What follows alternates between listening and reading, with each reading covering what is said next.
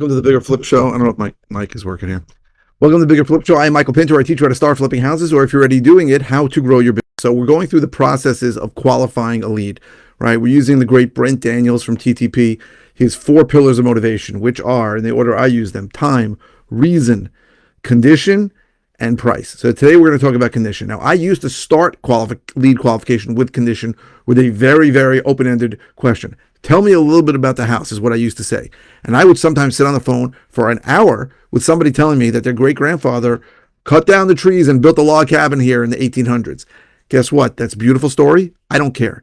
I want to know if this person wants to sell me a house or not, if this is a possible deal or not. So from the great Josh Hines, I now, after someone answers, I ask for time and I ask for reason. And assuming one of those is correct, I then ask for condition. And I ask condition this way. I say, on a scale of 1 to 10, with 1 being a disaster and 10 being the cover of a magazine, how would you rate the condition of the inside of the house? Now, my general rule is a 7 or less is worth me going out to see it. Now, I've seen 7s that were really nice, and I've seen 7s that are disasters. 7 is going to be your most popular number. If someone says 8 or 9 or 10, at that point, we want to push back. And we're going to have a whole video on pushing back. But if someone says it's in great condition, I'm going to say something like, that sounds like something you might want to list, unless they gave me different answers before. And as if they told me I need to close in a week, then I'm not going to tell them to list. But if they say they're really, I can close in 3 months, and they tell me it's an 8, I'll say that sounds like something you might want to list. Have you you have a realtor in mind to list it with? Because I'll take listings too if they don't. But that's how I ask for condition. And it's crucial. It could be the most important question of the 4. Because if someone is giving you that the house is in perfect condition, if anyone ever says to me, I just renovated the house, immediately in my mind, I'm thinking that I'm not going to buy this. That's just the way I think. Because it's rare that someone's going to sell it with a discount if they've put money into it.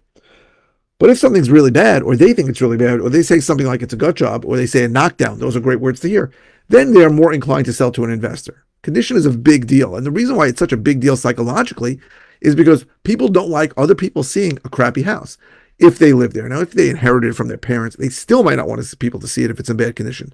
But it's a very, very strong motivating factor to say, I'm going to sell this at a discount to an investor because it's horrible. And I don't want people saying, how does anybody live this way? I don't want people saying, this is how your parents lived. And I don't want people coming to me and saying, I got to make repairs on it. You got to fix the roof. You got to fix this. So condition is a very, very, very important factor in motivation for somebody to sell at a discount. So it's a very important question. And it's why I thought to do it first, but it's not smart to do that first. Because if somebody strikes out on time and reason, you want to push back. And then if they come back to you and say, no, I need to sell to an investor, then you want to get into condition and price. Tomorrow we're going to talk about price, I think. But condition is the third of the 4 pillars of motivation from Brent Daniels. Thank you very, very much for watching. I really appreciate it.